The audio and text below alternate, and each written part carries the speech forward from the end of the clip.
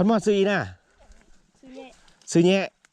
อ๋อเศร้าแย่ทุกคนแบบนี้บ่เก็บอ่ะบ่เก็บจะได้แบบนี้เก็บเป็นยอด3 ใบอย่าเอาไล่กดนั่นได้เอาแบบนี้บ่ได้เอาไป3 ใบแมนได้นับเอา1 นี่แหละเพิ่นเอิ้นว่าสุดยอดน่ะสุ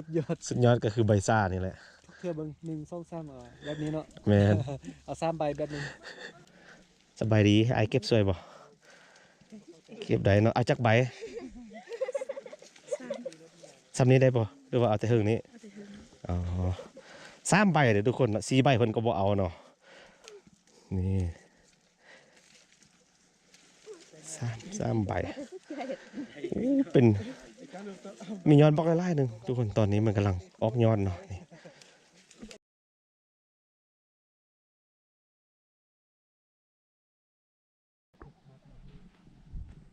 สบายดีทุกคนอยู่กับซ่องบอเทคหรือว่าซ่องอยู่ดอยคือเก่านะมื้อนี้บอเทคเดินทางมาจะไปบ้านสแมททุกคนเนาะพวกเขาก็ยังอยู่นำกันคือเก่าทุกคนเนาะกับเบาลังนะซ่องเบาลังนะฝากติดตามเด้อเนาะแมน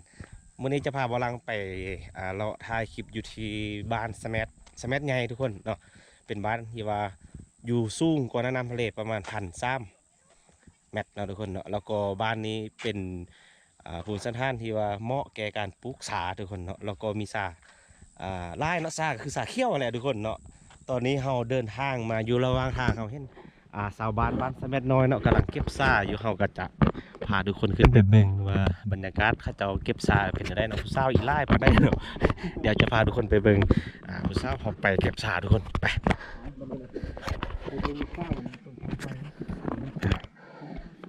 อันนี้ก็จะเป็นส่วนซาเขาเจ้าทุกคนเนาะนี่เป็นซาช่วงนี้บริษัทเพิ่นเก็บซื้อแล้วทุกคนคือวิดีโอเพิ่นผ่านมาเก็บซื้อโล35,000เก็บแบบนี้นะแม่นละแบบนี้ถ้าว่าโลนึงมี35,000กิบแม่นอันนี้ก็คือว่าเขาจะเก็บมาแล้วทุกคนนี่เป็นใบซาแบบนี้เนาะแม่นไปขายโลนึง35,000กิบ35,000กิบ35,000จะมีบริษัทที่ว่ารับซื้อก็คือบริษัทจำปาคำนะทุกคนที่ว่าเพิ่นซื้อไปแล้วเพิ่นเอาไปคั่วแล้วก็เฮ็ดเป็นชาไว้แช่น้ำกินนั่นแหละเนาะแล้วก็ส่งออกไปประเทศต่างๆเนาะอันนี้ก็คือส่วนซาเพิ่นช่วงระยะนี้เพิ่นจะเก็บนะทุกคนเนาะคือวิดีโอผ่านๆมาบ่ได้เคยอธิบายว่าช่วงระยะที่เขาบอกให้รับซื้อหันย้อนยังแล้วก็บ่รับซื้อย้อนยังย้อนว่ามันแตกกิ่งแตกงางนะแต่ว่าช่วงนี้เพิ่นรับซื้อแล้วซาเขาก็เริ่มแตกยอดหลายทุกคนเนาะเบิ่งแต่มันแตกยอดนี่เนาะคือว่าช่วงนี้ออกยอดหลายนี่แล้วเพิ่นก็รับซื้อแล้วเพิ่นก็มาเก็บเนาะเพิ่นขายราคาโล1กิโลนึง35,000กีบนะทุกคน35,000เนาะนี่ตอนนี้เพิ่นก็กำลังเก็บทุกคนมันขึ้นอยู่หึงว้าขึ้นคักขนาดเลยเนาะบ่ย่านงามมันฮักบ่มันก็บ่ฮักได้แหละทุกคนเนาะคล้ายๆโมเมนต์คล้ายเลยทุกคนก็เป็นซาอยู่คือกับซาอยู่ที่แขวงพงสาลีเนาะซาอาจจะเป็นพันธุ์เดียวกันหรือว่าโมเมนต์เนาะแต่ว่าอันนี้เป็นซาพันธุ์พื้นบ้านเขาเจ้ามาตะกี้แล้วเนาะนี่เป็นซาอยู่ที่เมืองไสสถานนะทุกคนและบ้านนี้จะมีต้นสาใหญ่เลยทุกคนเนาะอายุเพิ่นว่าประมาณเนาะ1,000 กว่าปีมาได้เนาะอยู่แถวบริเวณส่วนลุมเพิ่นนะแต่ว่าบ่ได้พาทุกคนไปเบิ่งเนาะเขาสิพาเบิ่งเขาจะเก็บซานี่นะมื้อนี้เนาะโอ้ยอดบอกไล่ๆนึงสบายดีไอเก็บสวยบ่เก็บได้เนาะเอาจักใบซ้ำนี้ได้บ่หรือว่าเอาแต่หึงนี้อ๋อ3 ใบเด้อทุกคน4 ใบเพิ่นก็บ่เอาเนาะนี่3 ใบเป็นมียอดบล็อกไล่ๆนึงทุกคนตอนนี้มันกำลังออกยอดเนาะนี่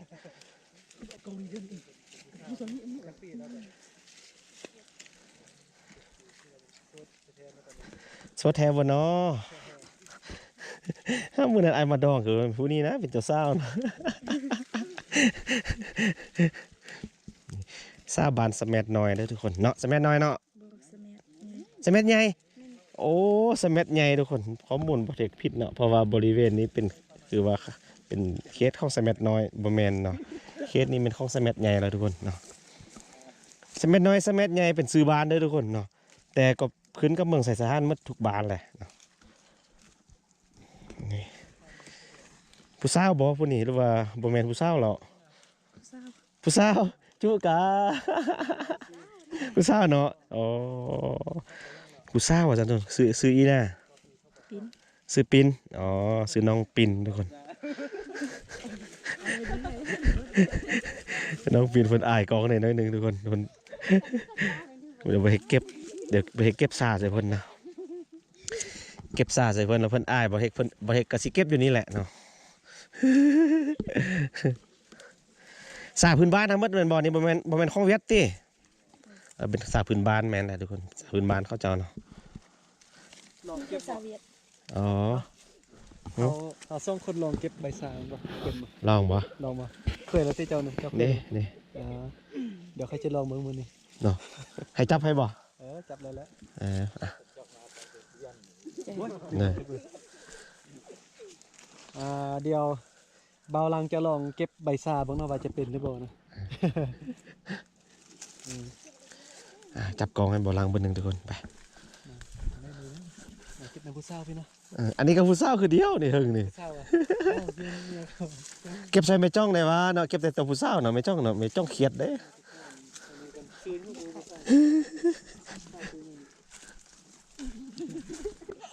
คนมอดซื้ออีน่ะ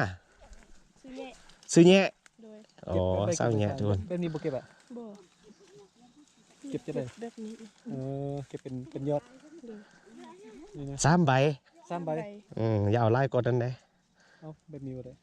เอาได้3ใบ แม่น ได้นับเอาเนาะ1 นี่แหละเพิ่นเอิ้นว่าสุดยอดน่ะ สุดยอด สุดยอดก็คือใบซ่านี่แหละ เทื่อเบิ่ง1 2 3แบบนี้เนาะ แม่น เอา3ใบแบบนึงนี่ก็3ใบ4บ่ได้อ่ะ บ่บ่ได้ คันน้อยจะนี่เด้อคันแบบน้อยจะนี่นะ น้อยก็เอา3ใบคือกัน น้อยก็ ใบ น้อยใหญ่3ใบหมด 4บ่ได้นะมัก4นี่นะ เพราะว่าเพิ่นจะเอาเขาบริษัทเพิ่นจะเอาไปคั่วนะ มันต้องมี3ใบ เขาเก็บในมือนึงนี่ได้อันขีดหนึงเขาเจ้าเก็บได้โลนึง อืม นับใบจะเด้อ1 2 3ยันเด้อ ผู้ถนัดเพิ่นถนัดเด้เพิ่นก็หยิบเอานี่นะบอกไปไว้หนึง เบาลังได้สำนี้ได้ บ่เป็นช่วงบ่ได้บ่ ซ่องก็ได้ ช่วงก็ได้ อืม บ่ให้เกิน3เนาะ อืมเก็บไปไว้หนึงเศร้าแงะ มื้อนี้อยู่ได้โลนึงบ่ มีแฟนแล้ว บ่มีโซ่ แท้บ่ได้จุไอ้มีจุเลยเนาะ โคตรแท้ๆเนาะ ในยังยิ้มอยู่ว่าจุแล้วยังยิ้มอยู่แสดงว่ามีเลสไนนี่ สาวปลาย17 ปีโสด ซ่านี่นะทุกคนเนาะเคสบ้านสะเม็ดน้อยสะเม็ดใหญ่ไป5โดย9นี่จะเป็นสาเกตดีเนาะเพราะว่ามันอยู่จุดสูงนะแล้วก็อากาศเหมาะส่วนบ้านอื่นก็เกตต่ำลงไปได้เส้นตัวอย่างมาบ้านปักรองสันแต่สิก็เขาเจ้าจะซื้อราคาหนึ่งได้ ต่างกันเนาะ แมนเฉพาะซ้ำบานเนาะสะเม็ดน้อยสะเม็ดใหญ่โดย9นี่เพิ่นจะซื้อในราคาหนึ่งเนาะราคาก็จะดีเนาะ โอ้มื้อนี้ก็ได้พิธีกรมาแล้วพิธีกรนั่นน่ะ เป็นทางมือกลองทางพิธีกรเป็นทางพ่อครัวเป็นทางพ่อบ้านครบ แล้วระยะนี้เฮาบ่เฮ็ดเมียงบังบ่เจ้า บ่เฮ็ด เฮาเฮ็ดตั้งแต่เดือนก่อนๆพุ่นแล้วเนาะช่วงนี้มันสามารถขายได้แล้วทุกคน นอกจากที่ว่าเขาเจ้าเก็บยอดมันไปเฮ็ดเอาไปขายแล้วนะทุกคนเพิ่นก็เอาใบอ่อนๆหลังจากใบ2ใบ3ขึ้นไปแล้วเพิ่นเอาใบที่4ใบที่3ที่4นี่เพิ่นจะเก็บไปเฮ็ดเมียงเนาะบังเมียง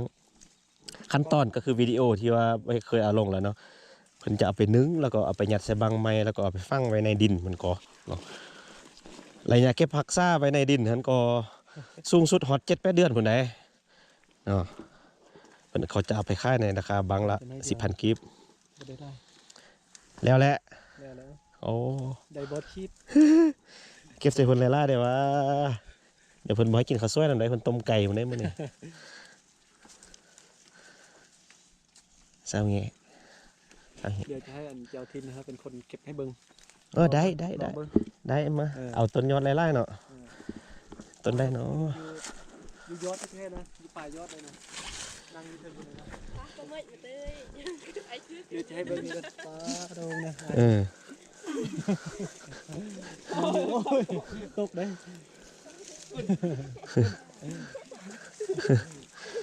ขึ้นที่เฮิงยอดพุ่นน่ะ อยู่เทิงยอดแท้ๆแท้เลยนี่เก็บดาวเดิมนี่จะให้อาบาวเทคเขาเป็นคนเก็บให้เบิ่ง เพิ่นจะเก็บซ่องมือเลยได้สาเห็นเขาเจ้าเฮ็ดแล้ว สำนานเนาะ อืม เคยเฮ็ดมาก่อนเต้ ก็เคยมาถ่ายคลิปนำเขาเจ้าแล้วก็เบิ่งเขาเจ้าเก็บแล้วก็เก็บนำเขาเจ้าไปนั่นแหละ เพื่อนมีประสบการณ์มาก่อนเนาะ ประมาณ เว นั้น ลาเคยจีบสาวเป็นเผาไพลมาก่อน เคยแท้ เออ แต่ว่าเขาเจ้าบ่มักเฮา แมนแท้บอกว่าเขา แม่นแล้วว่ะ เอาขี้ลายแล้วเพิ่นบ่มักน่าเศร้าแย่เนาะ ไปเบิ่ง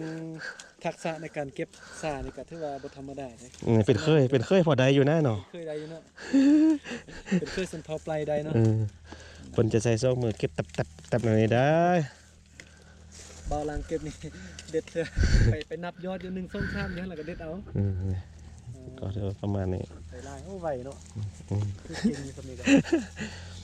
หุ้นอันนั้นหุ้นเซียนน่ะเซียนได้ขึ้นอยู่เฮิงยอดพุ่น เบาอายุยอดแท้ เออ ๆขึ้นไปอยู่ยอดไปมาแล้วนะเก็บไปซะเก็บยอดสา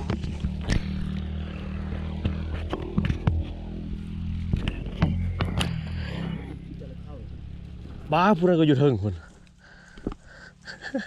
อยู่เทิงยอดพุ่น ลองปีนเบิ่งบ่ค่อยก็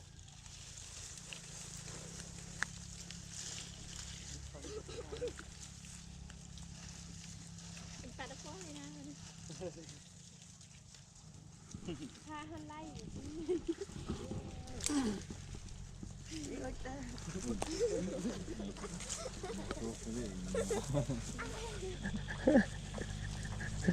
เคยอ่ะไม่เคย เออโอ้เอาคอนบาวก่อนค่อยสิไปถ่ายคอนมอน ผู้เบามันจะเลยผู้เบาเนี่ย คอนบาว คอนเบา อืม ผู้เบาเป็นเอิ้นว่าคอนเบาผู้สาวเป็นคอนม่อน อย่าว่าค้อนเยินแล้วได้เป็นค้อนไหมมันก็แต่ว่าค้อนนะ คอน เออ คอนม่อน คอนม่อน ผู้สาวคอนเบาแปลว่าผู้เบา ผู้เบาเนาะ โอ้ยเก็บต้นนี้คือดนเนี่ยเก็บต้นนี้น่ะ ออมเลยเนาะ เออ ผู้สาวเก็บตัวนี้คือโดนเธอโดนมาเนาะ สาวแงะ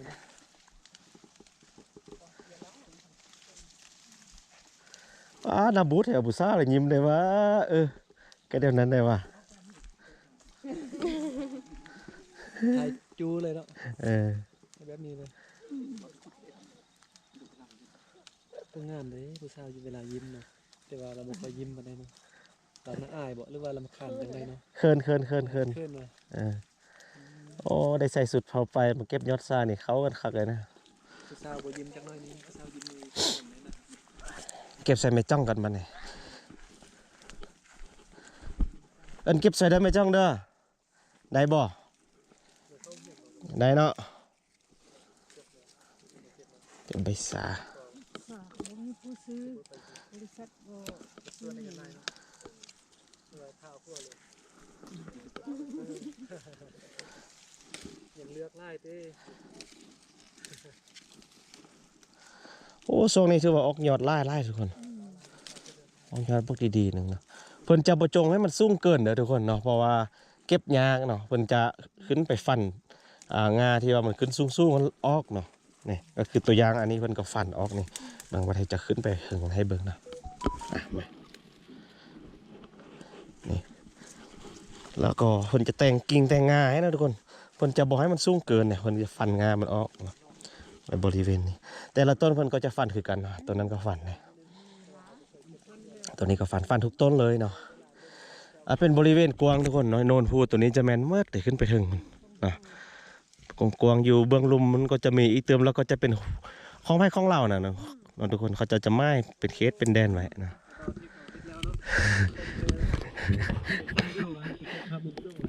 สมวิวรีวิวในการตัดงาสูงออกของเขาเจ้านี่เด้ขึ้นมารีวิวให้เบิ่งเนาะแล้วก็เก็บไปพร้อมใส่ซ่องมือเก็บเลยนี่ บ่ธรรมดาเนาะเจ้าทินเขานี่จะส้มซื้อที่ว่าเป็นเจ้าทินนี่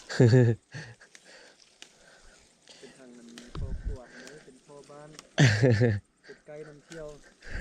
เป็นได้ทุกอย่างเนาะ เป็นได้ทุกอย่างโอ้ย พักตกเลยนะครับที่ชวนสามครับที่เบิ่ง หับจ้างกินต้มไก่นะเก็บใบซ่าซอยผู้สาวนี่ ไว้อยู่ไทยนี่โลนึงเท่าไหร่นะ อยู่ฝั่งประเทศไทยนะเขาเจ้าจะเห็ดต้นเตี้ยกว่านี้นะทุกคนเนาะประมาณเพียงแอวเนาะเขาเจ้าจะเห็ดแล้วเวลาเก็บก็สะดวก แต่ว่าอันนี้เขาเจ้าก็จงไว้สูงพอสมควรเนาะก็คือลิบหัวหุ่นแหละเนาะแต่ก็บอกให้มันสูงเกินกว่านี้เนาะสาวเห็นเนาะ ถ้าลืมไปจะเอาออกกองโคบให้ของ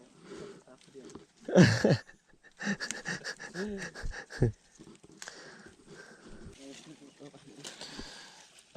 ลัก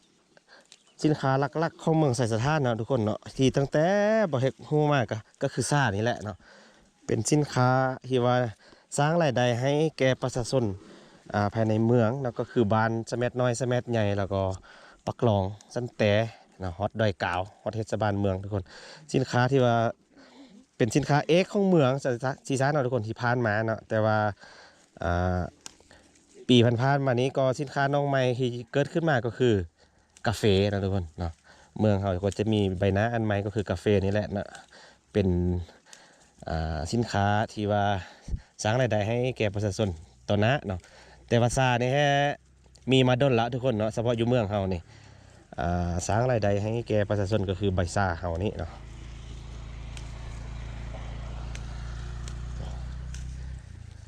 ซาใหญ่พันปีก็อยู่บ้านนี้ดังที่บ่เคยว่าแหละนะแต่ว่าบ่ได้พาทุกคนไปเบิ่งเนาะมันอยู่ลุมนี้ทุกคน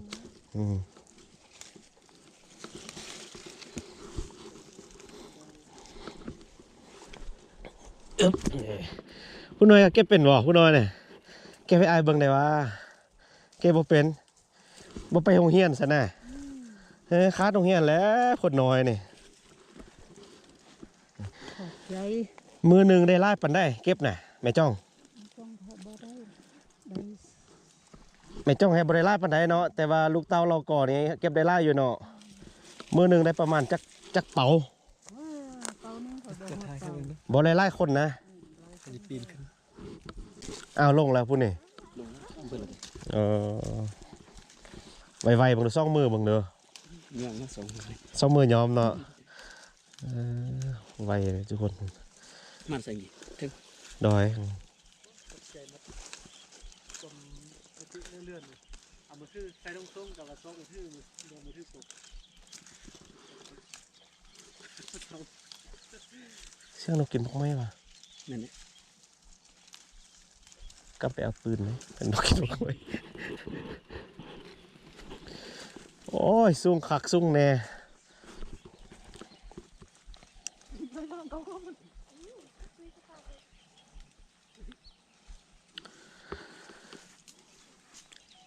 ยิ้มขึ้นอยู่ถึงปลายไม้คุณทุกคน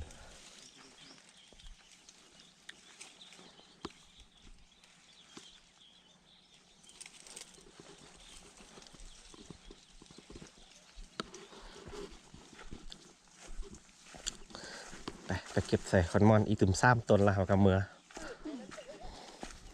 ป๊อดเท่านี้เนี่ยยอดไล่อีลี่ทุกคน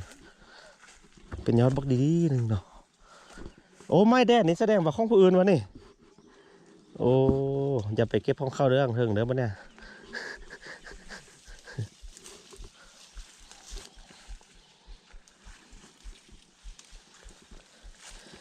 สาวเก็บยอดซาโอ้เอาเพลงเมืองใส่สถานแล้วใส่ผู้สาวเก็บยอดซาแล้วใส่ มาดำลายเห็นในกรอบนี้ ดอมเลยเด้อ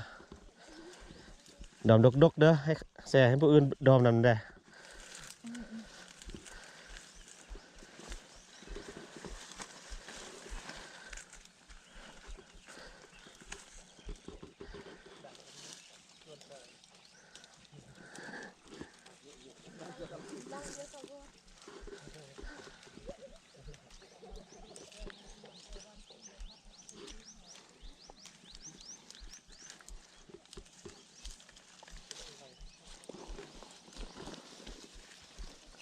การยิงกล้อง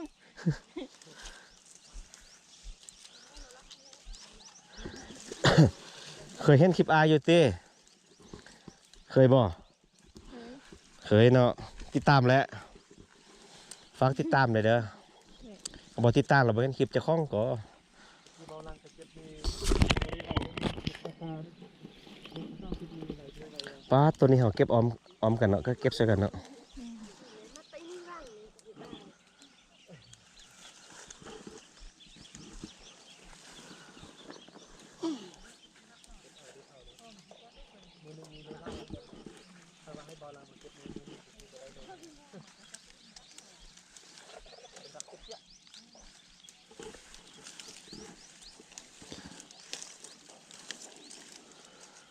ขันผักว่านเป็นแบบนี้ค่ะคณะอะไรนี่สองมือเก็บเลย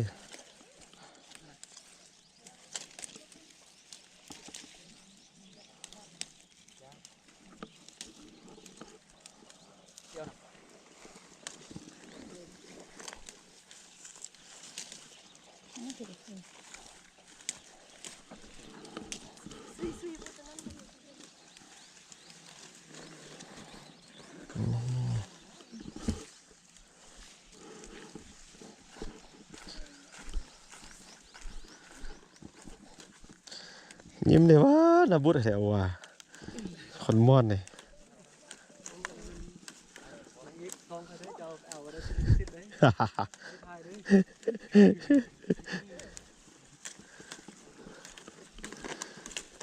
เอาเก็บไว้ให้แข่งกันมาให้อีไวกว่ากันโอ้บ่ทันทุกคนเก็บไว้ครับ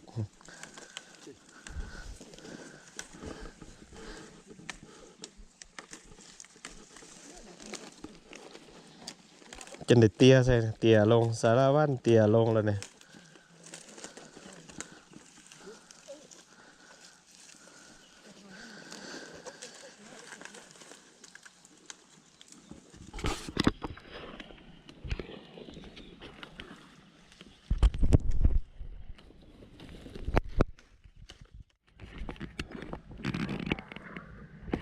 โอเคทุกคนเราเดินทาง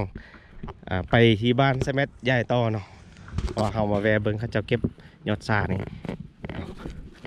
เดี๋ยวเจอกันวิดีโอต่อไปอยู่ที่บ้านไซแมทใหญ่นะทุกคนว่าบ่ฮู้ว่าเขาเจ้าอยู่บ้านหรือบ่อยู่เนาะเฮาสิพาบ่ลังไปเนาะนี่